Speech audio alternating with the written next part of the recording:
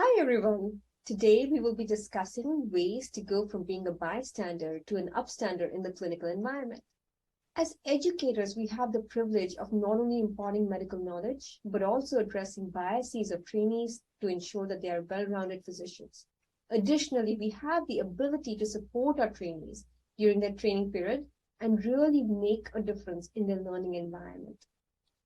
I do not have any relevant financial conflicts of interest with this short video.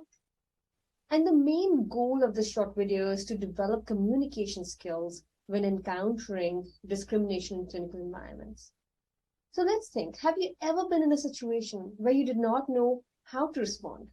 Hours later, all the right responses come to you. However, it's often too late, or the situation has passed. I have experienced this, and I'm sure you all have experienced this as well.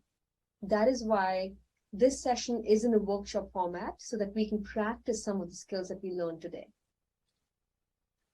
So our trainees face discrimination on a day-to-day basis. In fact, a survey of graduating students at 140 allopathic US medical schools described the prevalence of medical student mistreatment.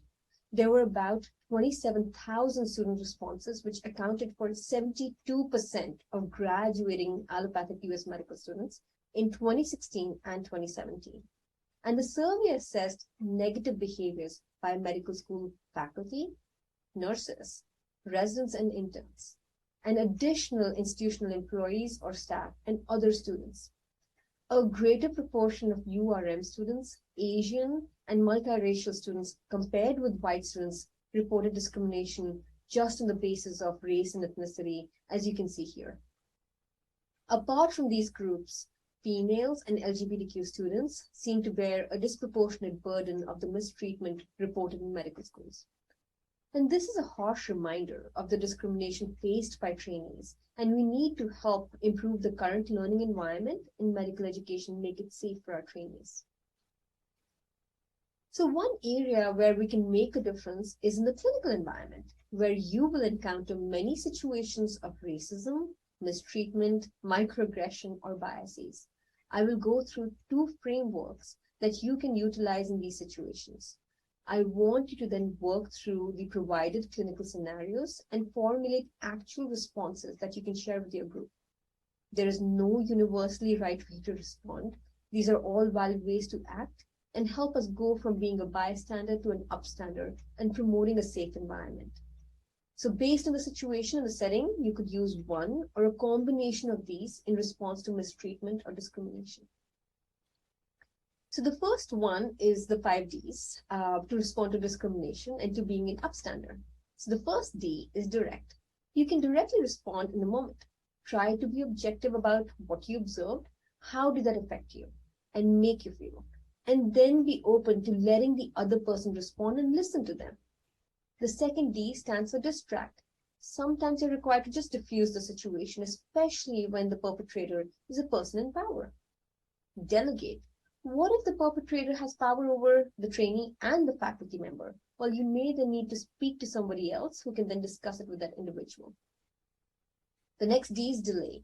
If the setting is such that you're unable to address it directly, you could delay it, but still use the same steps of objective, subjective, and listen that I mentioned above in the direct portion.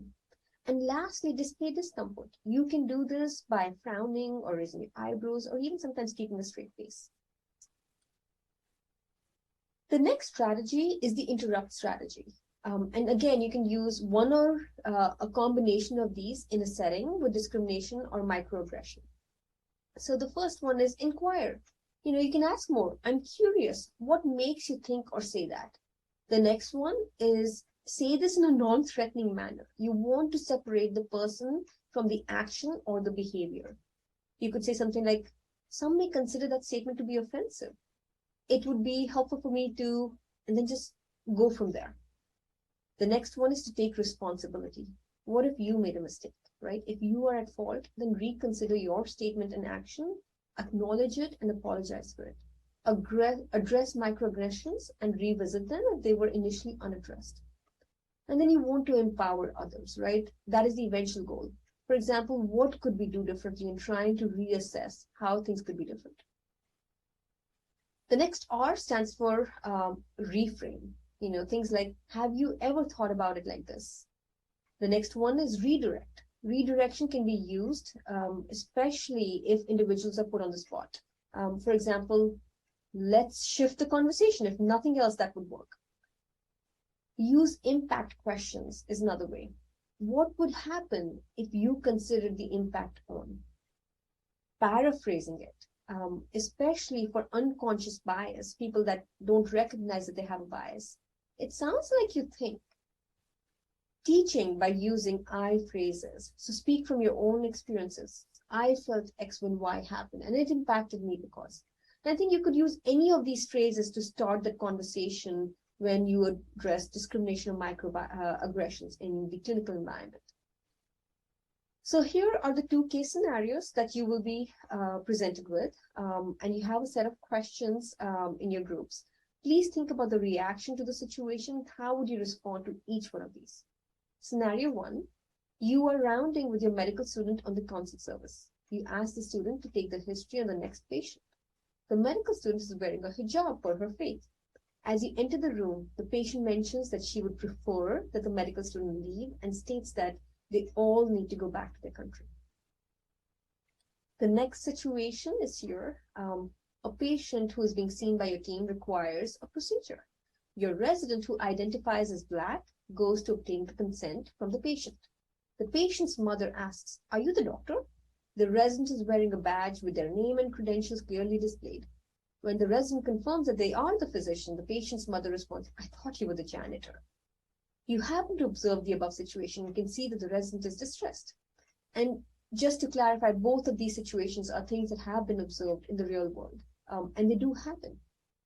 So please discuss it in your groups and at the end of the presentation. But before we get there, just want to conclude with encouraging you to not be afraid of discussing issues of discrimination, biases, and microaggression. The rates of depression and suicide are high amongst medical professionals. Lack of diversity and inequities can worsen mental health issues and can also affect future careers of so many of our trainees. Recognizing these concerns and speaking up can make a huge difference in someone's life. So thank you so much for listening to this talk. I will let you discuss the cases in your groups.